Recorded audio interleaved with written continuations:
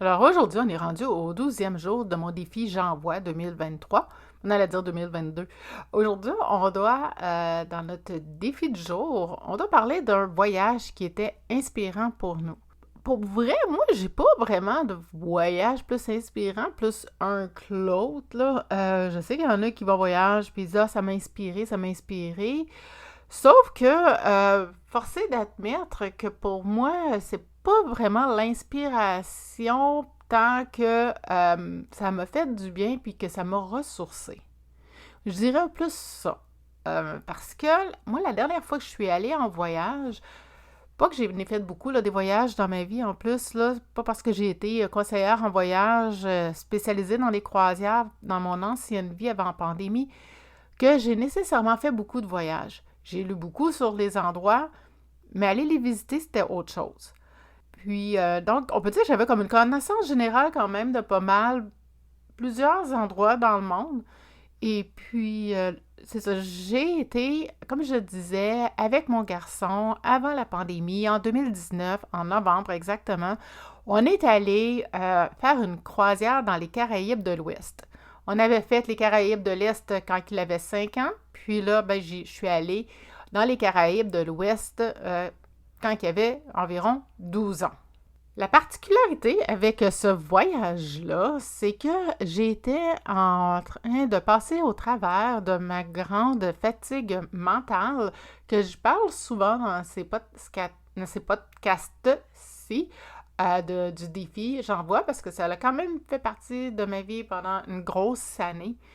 Et puis, je peux vous dire que probablement ce qui a été le plus transformateur de ce voyage-là, probablement, oui, c'est que après être venue de ces vacances-là, j'avais décidé que le 31 décembre, là, ben, c'était fini ça, cette affaire de grande fatigue mentale-là, que j'étais pour recommencer l'année du bon pied, plus rien, en shape. J'avais décidé que cette grande fatigue-là que j'avais était pour prendre le bord. C'était à peu près ça quand je suis revenue. Fait que je me suis donné la permission d'être en grande fatigue mentale jusqu'au 31 décembre, mais là, rendu là, je me suis dit, je suis tannée, je suis écœurée, je suis plus capable. Fait que, je dis là, ça va faire. Je ne suis plus capable d'être fatiguée de même. Il va falloir que ça change, il va falloir que de quoi qu'il arrive. Puis croyez-moi pas, croyez-le pas. Après avoir dit ça, quand je me suis réveillée au matin du 1er janvier, c'est hallucinant le switch qui s'était fait dans mon corps. C'est comme si j'avais plus rien. C'est comme si ma grande fatigue mentale qui me traînait depuis toute la dernière année ou presque, ben là, elle venait de s'estomper et elle venait de partir. Puis j'en avais plus. My God, c'était quelque chose, je vous le dis. Puis pendant ce voyage-là, j'ai beaucoup écrit. Ce qui m'a beaucoup aidé aussi, c'est qu'on avait pris une cabine. Puis j'avais pas pris la cabine vue même. Non, non, non. Moi, j'avais pris la cabine sur l'action. Hein? Mon gars, quand on avait été, pour juste vous mettre en situation, là, c'est mon gars, quand on avait été à la première croisière, on avait été sur le Oasis of the Seas. Et sur ce navire-là, nous, on était dans une cabine intérieure quand il avait 5 ans. Puis, à un moment donné, on se promène dans un endroit sur le navire qui s'appelle le Boardwalk. Il y a beaucoup d'activités là pour les jeunes. Il y avait des animateurs, un peu comme des animateurs de rue, si on peut dire ça comme ça. Il y avait quelqu'un qui maquillait les enfants. Il y en avait un autre qui faisait des ballons. Il faisait des animaux en ballon. Et puis, il y avait un carrousel pour les enfants sur sur ce pont-là, sur cet endroit-là sur le navire. C'est ça. Là, au bout de ça, quand on va au bout complètement du navire, complètement dans le fond, complètement au fond, dans le fond, ben oui, songez mon affaire, complètement à l'arrière du navire, se trouvait l'Aqua-Theater. Donc, un théâtre aquatique où on pouvait y voir plein d'artistes qui faisaient des plongeons, des sauts à des hauteurs exceptionnelles. C'était vraiment hallucinant. Là. Je ne pourrais pas vous dire à quelle hauteur ils étaient, mais c'était haut longtemps. Là. Puis, par la suite, il y avait... c'est ça, il il était là, puis après le spectacle, ça l'arrivait des fois qu'il restait là, puis qu'il venait nous parler. Et puis là, Sonny, lui, il avait vu le... Il avait vu les cabines qui étaient du côté intérieur, donc sur le boardwalk. Puis il avait dit, maman, la prochaine fois qu'on va venir sur ce navire-là, non, il avait dit, maman, la prochaine fois qu'on va venir sur mon bateau, oh oui, mon bateau, hein, c'était rendu ça, s'il était approprié. Il dit, la prochaine fois qu'on va venir sur mon bateau, je vais avoir la cabine qui est là. Puis il m'emprunte une qui est comme vers l'arrière et qui est proche du Aqua Theater. Et la raison pour laquelle il voulait ça, il avait 5 ans, là, hein, n'oubliez pas. Il me dit, parce que, mais qu'on veuille regarder le spectacle, ben, on va pouvoir s'asseoir sur notre balcon et regarder le spectacle. Pas fou, mon gars. Puis là, il dit, comme ça, il dit, on se fera pas arroser. Parce que, mon Dieu, on s'était fait arroser à un moment donné quand ils font ces plongeons-là, puis qu'on est proche qu'on est proche de la piscine. C'est indéniable. Là, si on est trop proche, à un moment donné, c'est sûr qu'on va finir par se faire arroser. Là, c'est à peu près certain. Donc, lui, il avait tout vu ça. Et que là, embarque sur le navire quand on s'en va en 2019, en novembre 2019, on retourne, mais on prend un autre navire qui était le Symphony of the Seas. Il venait d'être inauguré, ça faisait à peine 6 mois, 9 mois max qu'il était en mer. Et puis, là, je trouve cette cabine-là qu'il voulait. Alors, approximativement, là. Donc, on était sur le 9e deck environ, puis vraiment à l'arrière du navire pour pouvoir voir le spectacle. Donc, moi, j'allais m'asseoir là régulièrement, puis j'avais amené un livre dans lequel j'écrivais tout. J'écrivais mon journal de voyage, dans le fond. Puis, j'écrivais aussi comment je me sentais, comment que j'étais, puis c'est comment que je filais pour la journée, comment que ça allait. Franchement, ça m'a vraiment aidé d'avoir cette cabine-là, de voir du monde, de voir les gens qui se promenaient sur le pont, puis qui allaient, puis qui revenaient. Puis quand il y avait quelqu'un qui descendait, il y avait le Ultimate Abyss qui appelait. Puis ça, c'était une grande glissade qui part du 14e deck et qui descend au 6e deck. Puis nous, on les voyait arriver. On était au 9e deck, comme que je disais. Mais la façon qu'on était situé, j'étais juste à côté de ces glissades, de ces toboggans-là, dans le fond, parce que c'est des glissades secs. Il arrivait, puis quand il arrivait, on voyait les gens arriver, puis c'est drôle de les voir. Moi, là, j'aimais ça. Juste regarder les gens arriver de leur glissade, my God, c'était drôle, parce que c'est de voir la face du monde. Oh my God, je m'attendais pas à ça. C'était hallucinant, c'était trippant, là. Puis, non, c'était vraiment... c'était quelque chose, là, dans cette glissade-là. Là, faut l'essayer au moins. Une fois, là, si vous y allez, faut garantir vous l'essayer au moins une fois. C'est certain. Puis sur ce navire-là, si je continue sur ce beau navire-là, qui était le Symphony of the Seas, c'est ça, il y avait aussi des glissades d'eau. Il y avait une place aussi pour... c'est sûr qu'il y avait la place des spectacles. Il y a aussi une patinoire. Donc, on pouvait aller voir des spectacles de patins artistiques. Puis, si on voulait, on pouvait louer des patins puis faire du patin sur la glace pendant que les spectacles n'y avaient pas lieu. Bon, on pouvait aller patiner si ça nous tentait. Non, mais moi, j'ai pas été patiner. J'ai déjà quelqu'un qui avait dit, celui qui était notre Business District Manager, il avait dit que les Canadiens, je comprends pas pourquoi, là, mais il dit les Canadiens, il n'y en a pas un qui va patiner sur cette patinoire-là à l'intérieur, probablement parce qu'on en a, puis on en a profusion chez nous au Québec, au Canada. Mais il dit, les autres des autres pays, par exemple, les autres, ils y vont, puis les autres, ils en profitent en titi, parce que c'est quelque chose que certains pays, ils n'ont même pas accès à de la glace. Pas qu'ils n'ont pas accès à de la glace, c'est que ça n'existe pas dans leur pays. Ils vont patiner. C'est vraiment spécial. C'est sûr que ça doit être spécial de faire du patin sur un bateau de croisière, c'est certain.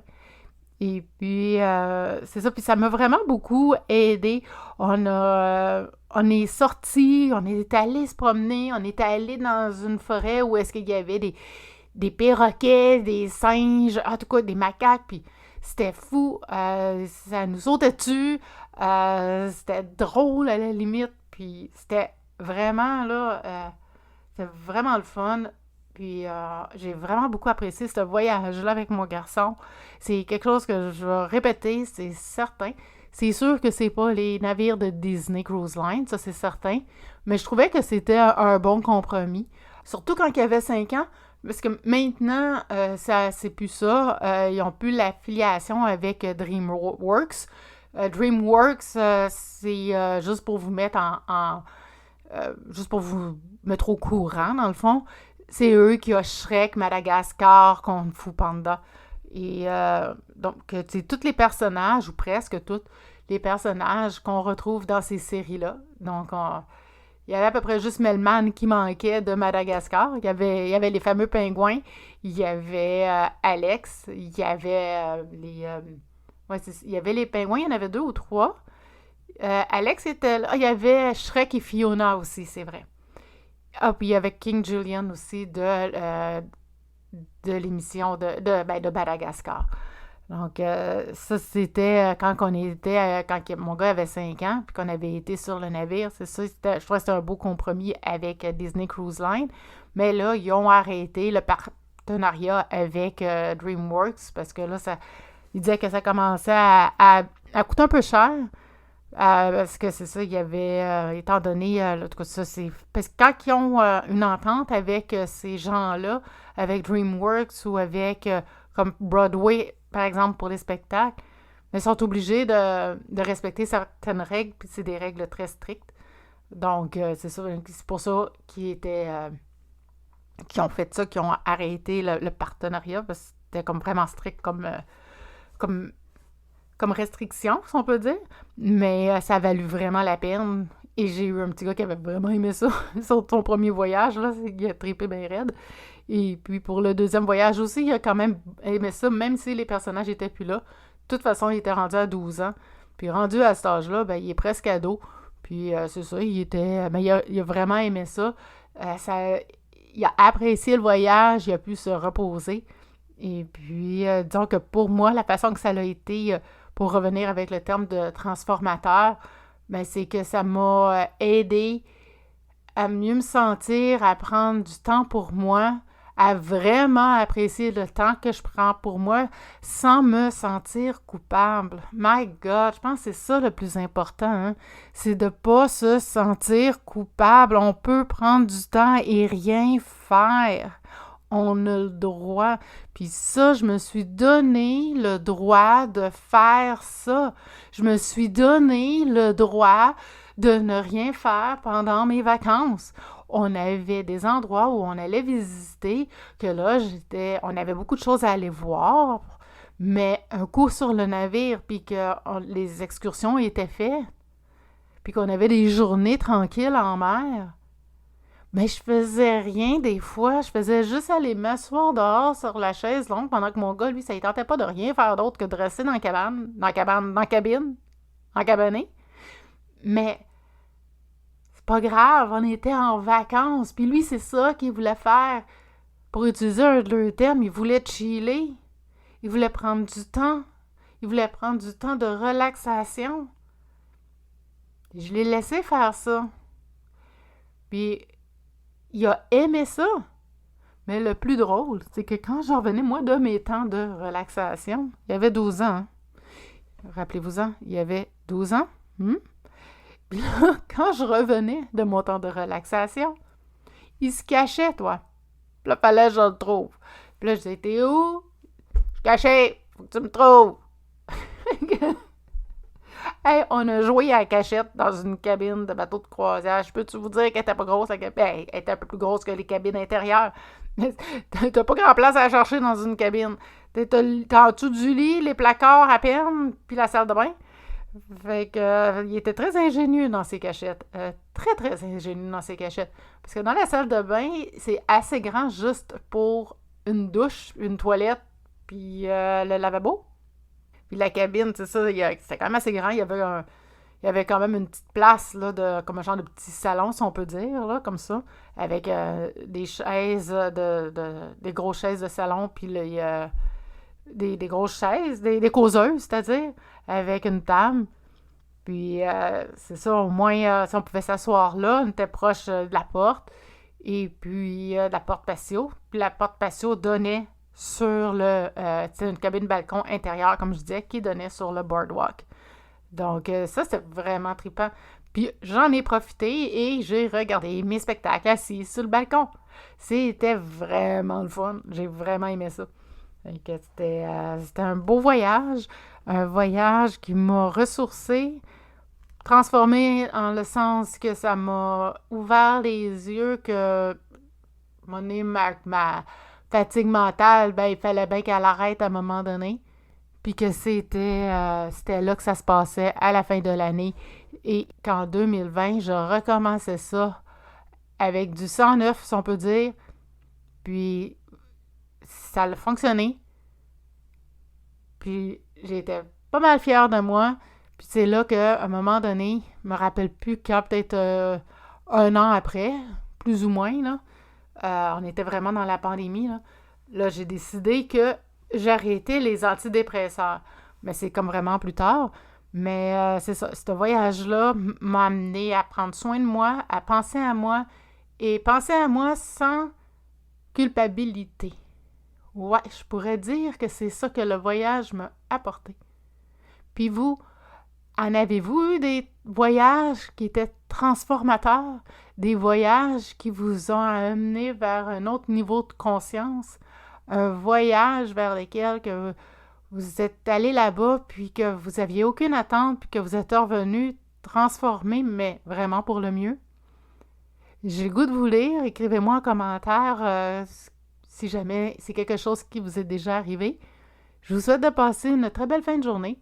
Puis aujourd'hui, pas aujourd'hui, mais demain, ma contrainte dans mon podcast du jour, ça va être un podcast musical tout le long.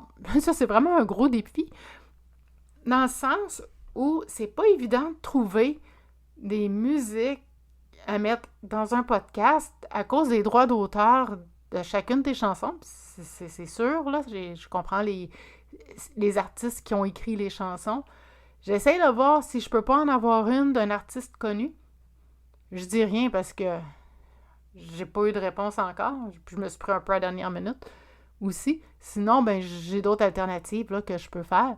Mais si je peux avoir au moins une chanson d'un artiste connu qui a marqué une partie de ma vie, ça serait vraiment génial. Si ça arrive pas, ça arrive pas. Si ça arrive, c'est parce que c'était pour arriver. Puis comme je vous dis, je vous souhaite une belle fin de journée. Puis on se reparle demain pour un autre épisode de mon défi de J'envoie 2023 qu'on va déjà être rendu au numéro 13 demain. Oh oh! Je pense que ça tombe vendredi 13 en plus. Oh oh oh oh! Donc, on va se revoir demain. Bye bye!